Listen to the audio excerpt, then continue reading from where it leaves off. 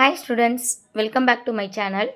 இந்த வீடியோவில் என்ன பார்க்க போகிறோம் அப்படின்னா 12ஆம் வகுப்பு கணக்கு பதிவியல் அதில் இருக்க கணக்குகள் பார்த்துட்ருக்கோம். வாங்க வீடியோக்குள்ளே போகலாம்.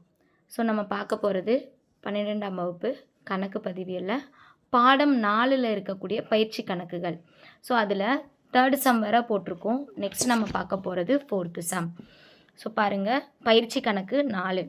ஸோ ஸ்ரீதேவி நிறுவனத்தின் பின்வரும் விவரங்களில் 3 ஆண்டுகள் சராசரி லாபத்தில் 4 ஆண்டுகள் கொள்முதல், அப்போ 3 ஆண்டோட சராசரி லாபம் கொடுத்துருக்காங்க.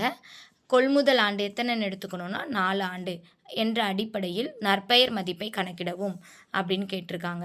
ஸோ பாருங்கள், டிசம்பர் 31ஆம் நாளோடு முடிவடையும் ஆண்டிற்கான 2016, 17, 18ஆம் ஆண்டிற்குரிய லாபங்கள் 1,75,000, 1,50,000, 2,00,000 அப்படின்னு கொடுத்துருக்காங்க.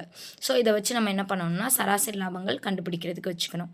ஸோ இதில் என்ன கொடுத்துருக்காங்கன்னு பாருங்கள். 2016ஆம் ஆண்டின் லாபத்தில் திரும்ப நிகழா வருமானம் 45,000 சேர்ந்துள்ளது. 2017ஆம் ஆண்டின் இறுதி சரக்கிருப்பு மதிப்பு 30,000 என அதிகமாக மதிப்பிடப்பட்டது. ஸோ இதை வச்சு நம்ம எப்படி சராசரி லாபம் அப்புறம் நற்பெயர் கண்டுபிடிக்கிறது அப்படின்றத பார்க்கலாம். ஸோ வாங்க சம்ஸ் எப்படி போடுறதுன்னு பார்க்கலாம்.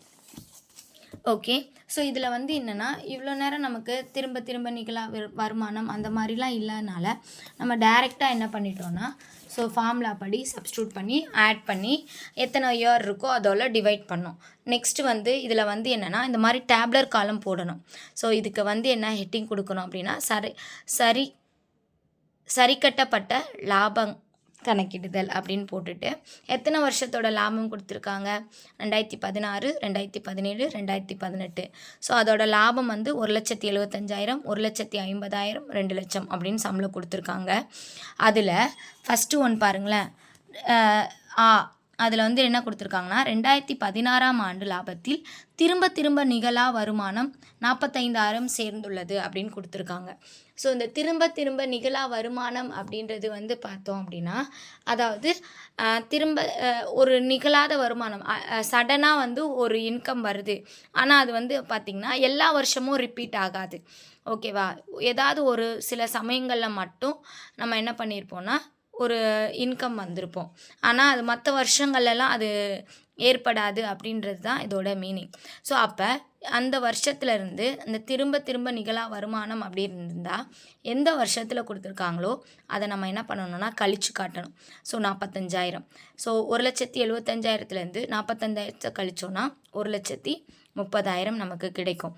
நெக்ஸ்ட்டு பாருங்களேன், 2017ஆம் ஆண்டின் இறுதி சரக்கிருப்பு 30,000 என அதிகமாக மதிப்பிடப்பட்டது அப்படின்னு கொடுத்துருக்காங்க. ஸோ என்ன பண்ணிட்டாங்கன்னா அதிகமாக கணக்கு காட்டிட்டாங்க. அப்போ அதை என்ன பண்ணணும்னா நம்ம கழிச்சு காட்டிடணும். ஸோ பாருங்கள், இறுதி சரக்கிருப்பு அதிகமாக மதிப்பிடப்பட்டது எந்த வருஷம் 2017ஆம் வருஷம். ஸோ அந்த லாபத்தோட என்ன பண்ணணும்னா 30,000 கழிச்சு காட்டணும்.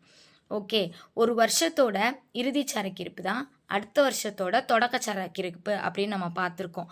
அப்போது இங்கே அதிகமாக மதிப்பிட்டதை நம்ம எப்படி கழிச்சு காட்டியிருக்கோமோ அதை நெக்ஸ்ட் இயர் அதாவது 2018ஆம் ஆண்டில் தொடக்க சரக்கிருப்பை ஆட் பண்ணி காட்டுறோம். இப்போது என்ன அப்படின்னா அதை அதிகப்படுத்தி காட்டணும். இங்கே எப்படி கம்மி பண்ணோமோ அதை அதிகப்படுத்தி காட்டணும். ஸோ தொடக்க சரக்கிருப்பு இங்கே இறுதி சரக்கிருப்பு அடுத்த வருஷத்தோட தொடக்க சரக்கிருப்பு. அதனால் இறுதி சரக்குன்னும் போது மைனஸ் பண்ணணும், தொடக்க சரக்கிருப்பு அப்படின்னும் போது ஆட் பண்ணி எந்த வருஷத்தில் ஆட் பண்ணணும் நெக்ஸ்ட் இயர் 2018. 2017 கழிக்கணும், 2018 கூட்டி காட்டணும். ஓகேவா? ஸோ அப்போ 2,00,000லேருந்து 30,000 ப்ளஸ் பண்ணோன்னா 2,30,000. இப்போது நம்ம சராசரி லாபம் கணக்கிடுறதுக்கு இந்த 1,30,000, 1,20,000, 2,30,000 தான் நம்ம எடுத்துக்கணும். ஓகேவா? சம்பளம் கொடுத்துருக்க இந்த லாபத்தை எடுத்துக்கக்கூடாது. ஏன் அப்படின்னா இதை நம்ம சரி கட்டப்பட்ட லாபம் எடுத்திருக்கோம். ஸோ அப்போ இதை தான் எடுத்து இது பண்ணணும். So 1,30,000, 1,20,000, 2,30,000 divided by 3. எத்தனை இயர் இருக்குது? 3 வருஷம் இருக்குது. ஸோ 3ஆல் வகுக்கணும். ஸோ இது எல்லாத்தையும் ஆட் பண்ணும்போது நமக்கு கிடைக்கிறது 4,80,000 கிடைக்கும். அதை 3ஆல் வகுக்கணும். ஸோ வகுத்தா அப்படின்னா நமக்கு கிடைக்கக்கூடியது 1,60,000 சராசரி லாபம். ஓகேவா? ஸோ அடுத்து நற்பெயருக்கு உண்டான ஃபார்முலா என்ன? நற்பெயர் ஈக்குவல் டு சராசரி லாபம் இன்ட்டு கொள்முதல் ஆண்டுகளின் எண்ணிக்கை. ஸோ சராசரி லாபம் 1,60,60,000 கொடுத்துருக்காங்க, கண்டுபிடிச்சிருக்கோம். ஸோ நமக்கு சம்லேயே பார்த்தோம் இல்லையா, 4 ஆண்டுகள் கொள்முதல் ஆண்டு அப்படின்னு கொடுத்துருக்காங்க. அப்போ 4ஆல் பெருக்கணும். ஸோ அப்போ நமக்கு கிடைக்கக்கூடிய நற்பெயர் மதிப்பு என்ன அப்படின்னா 6,40,000. எல்லாருக்கும் இந்த சம் புரிஞ்சிருக்கும்னு நினைக்கிறேன். தேங்க்யூ ஃபார் வாட்சிங். Keep supporting and like and subscribe my channel. Thank you.